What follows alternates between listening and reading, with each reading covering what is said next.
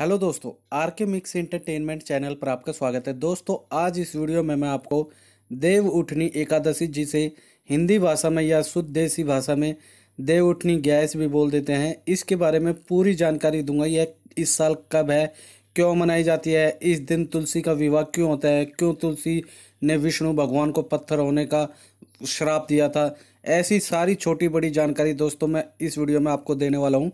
मगर दोस्तों, आगे बढ़ने से पहले यदि आप मेरे चैनल पर नए हैं तो सब्सक्राइब बटन को दबाकर मेरे चैनल को सब्सक्राइब करें और न्यू नोटिफिकेशंस के लिए बेल आइकन पर क्लिक करें, ताकि आपको ऐसी ही वीडियोस टाइम टू टाइम और सबसे पहले मिल सके। तो चलिए दोस्तों, स्टार्ट करते हैं। दोस्तों, कार्तिक मास की शुक्ल पक्ष की एकादशी के दिन देव उठनी एकादशी या देव प्रोबोधिनी एकादशी का व्रत किया जाता है। इस बार यह शुभ तिथि 25 नवंबर दिन बुधवार को मनाई जाएगी। एकादशी के व्रत को व्रतराज की उपाधि दी गई है, क्योंकि यह सभी व्रतों में सर्वश्रेष्ठ है और इससे सौभाग्य की प्राप्ति होती है। सनातन धर्म में देव उठनी एकादशी का विशेष महत्व है, क्योंकि इस दिन भगवान विष्णु चतुर्मास की निद्रा से जागते हैं और अपने भक्तों पर कृपा बरसाते हैं। भगवान के जागने से सृष्टि में तमाम सकारात्मक शक्तियों का संचार होने लगता है। इस दिन भगवान विष्णु के जागने से देवतागण भी व्रत रखकर पूजन करते हैं। दोस्तों, देव उठनी एकादशी को देव प्रबोधिनी और देवोत्थान एकादशी के नाम से भी जाना जाता है। इस दिन तुलसी विवाह के साथ मांगलिक कार्य शुरू हो जाते हैं।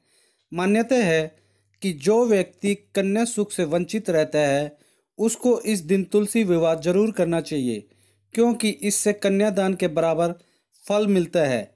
इस वर्ष देव उठनी एकादशी पर कई बेहद शुभ संयोग बन रहे हैं। दोस्तों, इस वर्ष देव उठनी एकादशी 25 नवंबर को रहेगी।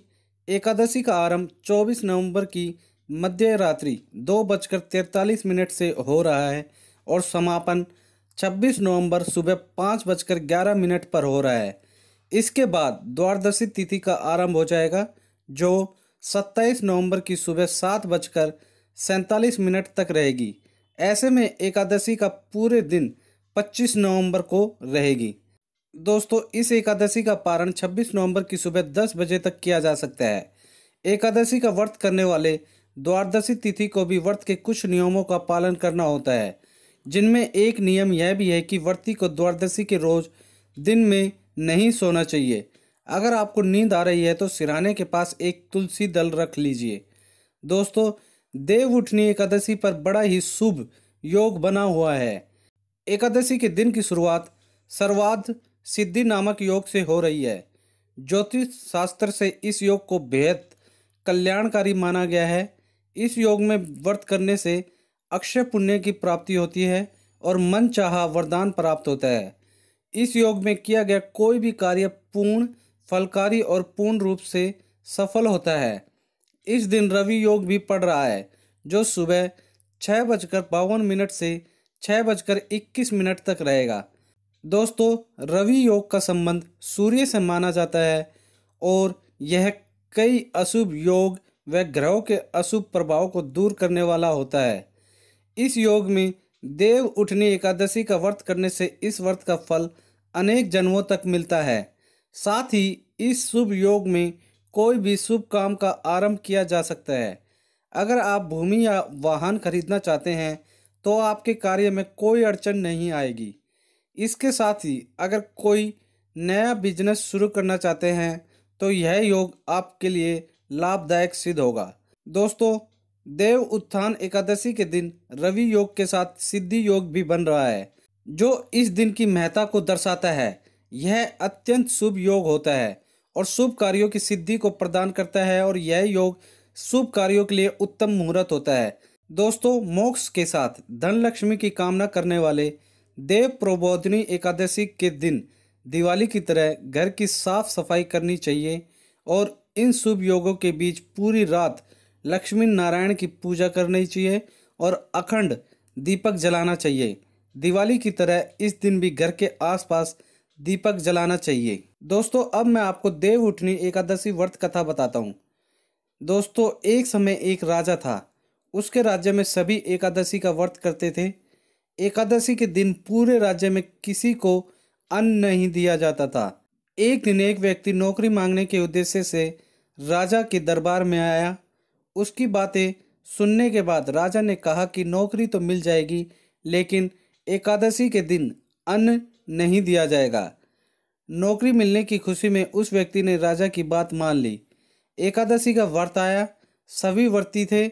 उसने भी फलाहार किया, लेकिन भूख नहीं मिटी। वह राजा के पास अन्न मांगने गया। उसने राजा से कहा कि फलाहार खाने से उनकी भूख नहीं मिटी है, वह भूखे मर जाएंगे, उसे खाने के लिए अन्न दिया जाए। इस पर राजा ने अपनी शर्त वाली बात दोहराई। उस व्यक्ति ने कहा कि वह भूख से मर जाएगा, उसे अन्न जरूरी है। तब राजा ने उसे भोजन के लिए आटा, दाल, चावल दिलवा दिए। उस व्यक्ति ने नदी किनारे स्नान किया और भोजन बनाया। उसने भोजन निकाला और भगवान को निमंत्रण दिया। तब भगवान विष्णु वहां आए और भोजन करने लगे, फिर चले गए। वह भी अपने काम में लग गया। फिर दूसरे मास की एकादशी आई। इस बार उसने अधिक अनाज मांगा। राजा ने कारण पूछा तो उसने बताया कि पिछली बार भगवान भोजन करने आए थे, इसलिए वह भूखा रह गया था। इतने अनाज से दोनों का पेट नहीं भरता। राजा चकित थे। उनको उस व्यक्ति की बात पर विश्वास नहीं हुआ। तब वह राजा को अपने साथ लेकर गया। उसने स्नान करके भोजन बनाया और भगवान को निमंत्रण दिया, लेकिन इस बार भगवान नहीं आए। वह शाम तक भगवान का इंतजार करता रहा। राजा पेड़ के पीछे छिपकर सब देख रहे थे। अंत में उसने कहा कि हे भगवान, यदि आप भोजन करने नहीं आएंगे तो मैं नदी में कूदकर जान दे दूंगा। भगवान के न आने पर वह नदी की ओर जाने लगा। तब भगवान प्रकट हुए। उन्होंने भोजन किया। फिर उस पर भगवत कृपा हुई और वह प्रभु के साथ उनके धाम चला गया। दोस्तों, राजा को ज्ञान हो गया कि भगवान की भक्ति का आडंबर नहीं करना चाहिए। वे सच्ची भावना से प्रसन्न होते हैं और दर्शन देते हैं। इसके बाद से राजा भी सच्चे मन से एकादशी का व्रत करने लगे। अंतिम समय में उनको भी स्वर्ग की प्राप्ति हुई। दोस्तों, देवउठनी एकादशी पर तुलसी विवाह करने का प्रावधान है और इसकी जो कथा है वह इस प्रकार है। एक समय जलंधर नाम का एक पराक्रमी असुर हुआ। इसका विवाह वृंदा नामक कन्या से हुआ। वृंदा भगवान विष्णु की परम भक्त थी। इसके पतिव्रत धर्म के कारण जलंधर अजय हो गया। इसने एक युद्ध में भगवान शिव को भी पराजित कर दिया। अपने अजय होने पर इसे अभिमान हो गया और स्वर्ग की कन्याओं को परेशान करने लगा। दुखी होकर सभी देवता भगवान विष्णु की शरण में गए और जलंधर के आतंक को समाप्त करने की प्रार्थना करने लगे। भगवान विष्णु ने अपनी माया से जलंधर का रूप धारण कर लिया और छल से वृंदा के पतिव्रत धर्म को नष्ट कर दिया। इससे जलंधर की शक्ति क्षीण हो गई और वह युद्ध में मारा गया। जब वृंदा को भगवान विष्णु के छल का पता चला तो उसने भगवान विष्णु को पत्थर का बन जाने का श्राप दे दिया। देवताओं की प्रार्थना पर वृंदा ने अपना श्राप वापस ले लिया, लेकिन भगवान विष्णु वृंदा के साथ हुए छल के कारण लज्जित थे। अतः वृंदा के श्राप को जीवित रखने के लिए उन्होंने अपना एक रूप पत्थर रूप में प्रकट किया, जो शालिग्राम कहलाया। भगवान विष्णु को दिया श्राप वापस लेने के बाद वृंदा जलंधर के साथ सती हो गई। वृंदा के राख से तुलसी का पौधा निकला। वृंदा की मर्यादा और पवित्रता को बनाए रखने के लिए देवताओं ने भगवान विष्णु के शालिग्राम रूप का विवाह तुलसी से कराया। इसी घटना को याद रखने के लिए प्रतिवर्ष कार्तिक शुक्ल एकादशी यानी देव प्रोबधिनी एकादशी के दिन तुलसी का विवाह शालिग्राम के साथ कराया जाता है। दोस्तों, शालिग्राम पत्थर गंडकी नदी से प्राप्त होता है। भगवान विष्णु ने वृंदा से कहा कि तुम अगले जन्म में तुलसी के रूप में प्रकट होगी और लक्ष्मी से भी अधिक मेरी प्रिय रहोगी। तुम्हारा स्थान मेरे शीश पर होगा। मैं तुम्हारे बिना भोजन ग्रहण नहीं करूँगा। यही कारण है कि भगवान विष्णु के प्रसाद में तुलसी अवश्य रखी जाती है। बिना तुलसी के अर्पित किया गया प्रसाद भगवान विष्णु स्वीकार नहीं करते हैं। तो दोस्तों, उम्मीद करता हूँ इस वीडियो में मैंने आपको देवउठनी एकादशी से जुड़ी सारी छोटी बड़ी जानकारी अच्छे से दे दी होगी। दोस्तों, अगर आप लोगों को वीडियो अच्छी लगी तो इसे लाइक करें, मैक्सिमम से मैक्सिमम अपने सारे फ्रेंड्स रिलेटिव हर जगह इसे शेयर करें।